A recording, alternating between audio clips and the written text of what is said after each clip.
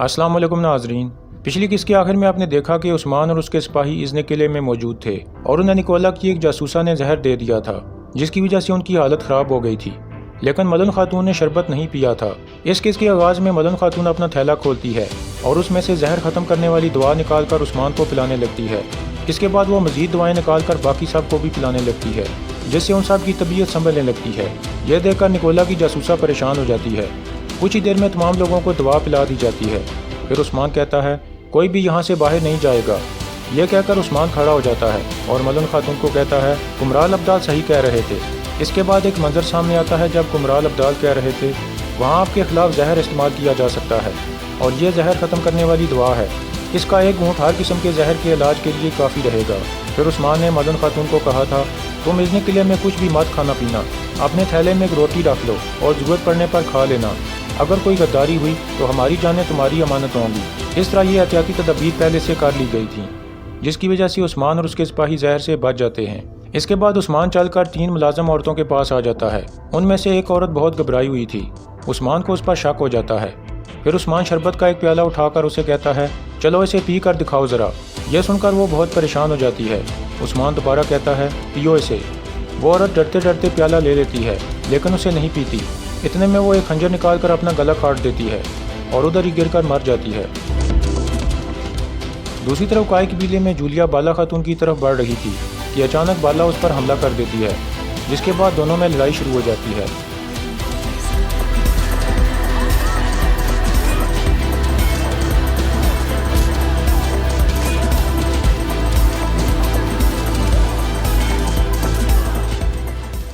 بالا خاتون جولیا کو گرا کر مرکزی خیمے میں آتی ہے تو گونجا کو دیکھ کر چونک جاتی ہے اور بہت پریشان ہو کر سپاہیوں کو آوازیں دینے لگتی ہے۔ اتنے میں جولیا بھی باہر آ جاتی ہے اور دوبارہ لڑائی شروع ہو جاتی ہے۔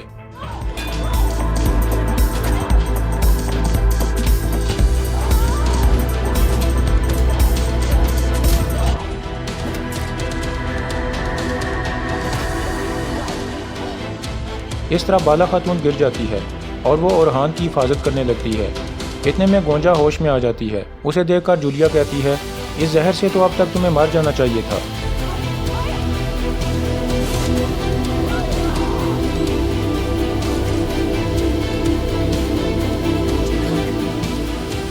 اس طرح جولیا گونجا خاتون کو شدید زخمی کر دیتی ہے۔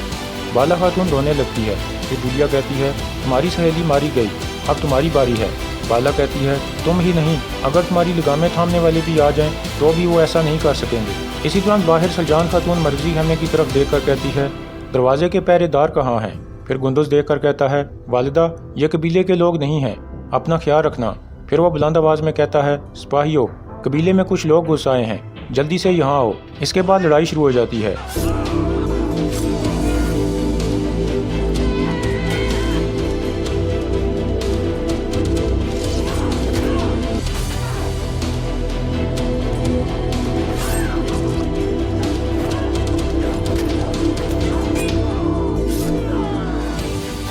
اس طرح باہر جولیا کے بہت سارے ساتھی مارے جاتے ہیں۔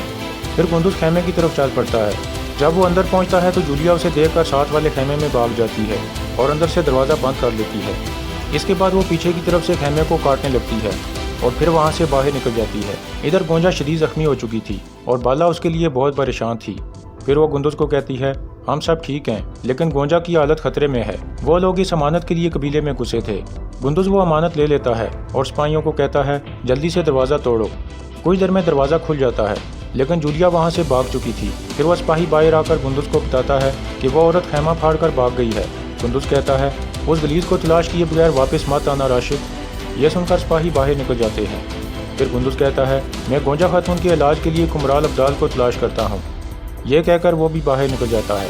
دوسری جانب ازن قلعے میں عثمان کہہ رہا تھا ہم نے قبیلے کو مشکل صورتحال سے نکالا، یہ سب سے بہترین کام ہوا ہے۔ ملن کہتی ہے میرا دل اورحان کے لیے مچل رہا ہے۔ پھر عثمان کہتا ہے مجھے بھی اس کی یاد آ رہی ہے، لیکن اس کی دوسری والدہ بالا اسے خود سے جدا نہیں کرے گی، وہ اپنے بچے کی طرح اس کا خیال رکھے گی۔ ملن کہتی ہے میں جانتی ہوں۔ دوسرے کمرے میں بوران کہہ رہا تھا اللہ کرے کہ ہم خیر خیریت سے واپس قبیلے پہنچ جائیں، بیگم سے دور ہوئے بڑا وقت گزر گیا ہے، مجھے اس کی بہت یاد آ رہی ہے۔ پوختو کہتا ہے اب میں چچا بننا چاہتا ہوں بوران۔ بوران کہتا ہے انشاءاللہ بھائی انشاءاللہ، میں بھی باپ بننا چاہتا ہوں۔ ادھر قبیلے میں گونجا شدید زخمی ہو چکی تھی اور اس کا علاج جاری تھا۔ سلجان خاتون اس کے زخم پر گرم لوہا لگاتی ہے تاکہ خون رک جائے اور زخم پر پٹی باندھتی ہے۔ اتنے میں کمرال ابدال بھی آ جاتے ہیں اور گونجا کا معائنہ کرنے لگتے ہیں۔ بالا خاتون پوچھتی ہے کیا اس کی نبض ٹھیک ہے کمرال ابدال؟ کمرال ابدال کہتا ہے ابھی زہر کا اثر ہے، بہت سارے سپاہی بھی اس سے زخمی ہوئے ہیں، لیکن شکر ہے کہ میرے پاس اس زہر کی دوا موجود ہے۔ اس کے بعد وہ ایک چمچ میں دوا ڈال کر گونجا خاتون کو پلانے لگتا ہے۔ اس کے بعد ہرمن کایا قلعے کا منظر سامنے آتا ہے۔ اندر نکولا کہہ رہا تھا اس آدمی گریگور نے سب لوگوں کو دھوکہ دے کر میرا گاؤں عثمان کے حوالے کر دیا، اب ہم اسے معاہدہ کیوں کریں؟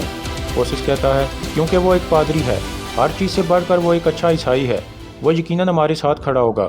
نکولا کہتا ہے میرا ایسا خیال نہیں ہے کوسس، اس وقت وہ پادری عثمان کے ساتھ ہے۔ کوسس کہتا ہے سمجھو ذرا نکولا، پادری گریگور ترکوں کی صف میں جگہ بنانے کی بجائے مرنا پسند کرے گا۔ اتنے میں کوسس کا کمانڈر اندر داخل ہوتا ہے اور کہتا ہے ہم امانت حاصل نہیں کر پائے حضور۔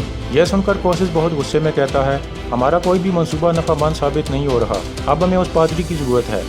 پھر کوسس اپنے کمانڈر کو کہتا ہے سیمیل کو میرے پاس بھیجو فوراً۔ کمانڈر کے جانے کے بعد کوسس کہتا ہے ایک بار پادری گریگور ہمارے ساتھ مل جائے نکولا تو میں عثمان کے دل میں ایسا سوراخ کروں گا کہ اس کا اندازہ لگانا بھی مشکل ہوگا۔ اتنے میں کوسس کا دوسرا کمانڈر سیمیول اندر داخل ہوتا ہے تو کوسس اسے کہتا ہے فوراً پادری گریگور کے پاس پہنچو، شوکت کی تباہی کے لیے ہمیں اس کی ضرورت ہے اور تمام گورنر سلیب کے سائے میں اس کے منتظر ہیں۔ یہ سن کر کمانڈر سیمیول باہر نکل جاتا ہے۔ اس کے بعد اگلا دن شروع ہو جاتا ہے۔ اس نے قلعے میں گورنر ساگوروس کہہ رہا تھا کل رات آپ نے میری جان بچائی عثمان صاحب، آپ کا جتنا بھی شکریہ ادا کروں وہ کم ہے۔ عثمان کہتا ہے ہمیں راستے میں الگ اور آپ کے قلعے میں الگ خطرات کا سامنا کرنا پڑا، اللہ کا شکر ہے کہ ہم ہر قسم کے جال کے لیے تیار ہو کر نکلے تھے۔ پھر ساگوروس اپنے سپاہیوں کو اشارہ کرتا ہے تو وہ ایک صندوق اٹھا کر لے آتے ہیں جو سونے کے سکوں سے بھرا ہوا تھا۔ عثمان کہتا ہے آپ کا شکریہ، اب ہماری تجارت بابرکت ثابت ہوگی۔ ساگوروس کہتا ہے اس سے بھی کہیں زیادہ منافع کمانے کی امید ہے، ہماری تجارت بابرکت ہو۔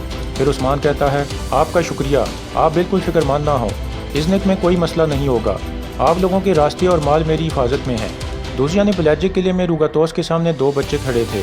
روگاتوس ان سے عیسائی مذہب کے بارے میں ایک سوال پوچھتا ہے تو وہ صحیح جواب دے دیتے ہیں، جس کے بعد روگاتوس بہت خوش ہو جاتا ہے اور کہتا ہے بہت اچھے بچوں، تم اپنی تعلیم بہترین انداز میں مکمل کر چکے ہو، آپ مزید بہتر عیسائی بننے کے لیے پادری انتوان آپ کو بیاترس لے کر جائے گا۔